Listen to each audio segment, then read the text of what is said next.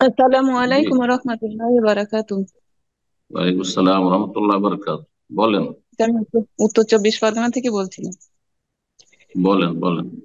জি। বলছি কি আমার মাঝে মাঝে মানে বাড়ি থেকে কলকাতা যেতে হয় তো। বাড়ি আসতে গেলে আমার আসরের নামাজ কাজা হয়ে যায়। তো সেই ক্ষেত্রে ওখানে নামাজ পড়তে হয় আসর আর জোহর একসঙ্গে। তো অজু জি। করার জি। বিষয়টা মানে বাথরুমের মধ্যে অজু করতে হুম। হয়। অজু করার দরকার হলে বাথরুম বলতে কি প্রথমে একটা বড় ঘর মতো। তারপরে মানে মেন যে বাথরুমের জায়গাটা পেশাব পায়খানা তার বাইরে জায়গা আপনার আছে। প্রশ্ন প্রশ্ন বলেন। এত তো তফসিল ওখানটা আমি শুনতে অজু চাই না। করি। বাথরুমটা কেমন তেমন এগুলো তো আমার শোনার দরকার না। আমার দরকার আপনার প্রশ্ন। তো ওখানে জি। অজু করলে অজুটা হবে কিনা সেটাই জানতে চাচ্ছিলাম। যে কোনো জায়গায় শরীরে না পাকি না লাগে, শরীর পেশাব পায়খানা লাগলো না, আপনার কাপড়েও লাগলো না, আর পাশে নাপাকি আছে, উজু করলেন, বাথরুমের ভিতরেও যদি উজু করেন কোনো অসুবিধা নেই। আজকাল বাথরুমের ভিতরে এখানে টয়লেটের ভিতরে আপনার নল থাকছে, অনেক সময় উজু করতে হচ্ছে, কোনো দোষের কথা নেই, কোনো অসুবিধা নেই।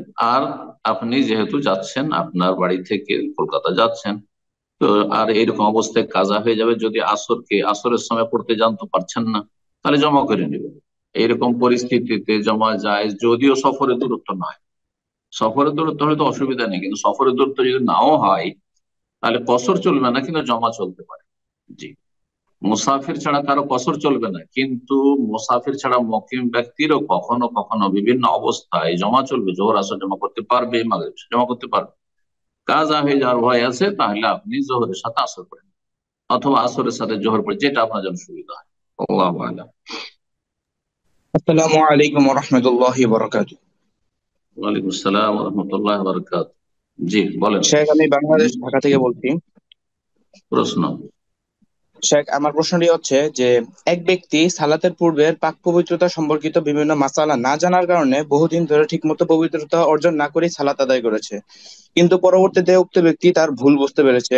এখন আমার প্রশ্ন হলো যে এই যে না জানার কারণে উক্ত ব্যক্তি ঠিকমতো ফরজ পবিত্রতা অর্জন না করে এতদিন সালাত আদায় করেছে, যার ফলে তার সালাত শুদ্ধ হয়নি।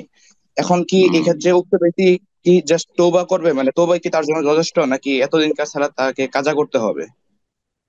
জি, যেমনটা একটু আগে প্রশ্ন বললাম, তওবা করবে খালেস অন্তরে। তওবার যে শর্ত রয়েছে তিনটি। হ্যাঁ, গুনাহ বন্ধ করা, মানে এই যে ঠিকভাবে উজু করছেন এটা বন্ধ করা, অনুতপ্ত হওয়া, আগামীর জন্য প্রতিজ্ঞা করা। আর তার সাথে যেহেতু নামাজের সংখ্যা জানা নাই যে কতটি এরকম হয়েছে, সুতরাং কোন রকমের কাজার কোন শরীয়তে দলিল নেই। এখানে বেশি বেশি সুন্নত নফল তাহাজ্জুদ সালাতুল দুহা, আর এই দিনের রাতে যে সুন্নত রাতে 12 রাকাত রয়েছে, এই সবগুলি পড়ার মাধ্যমে ঘাটতি পূরণ করবে, তওবা করবে, ঘাটতি পূরণ করবে। আপনার প্রশ্নের সংক্ষেপে দুটি কথা উত্তর। জি।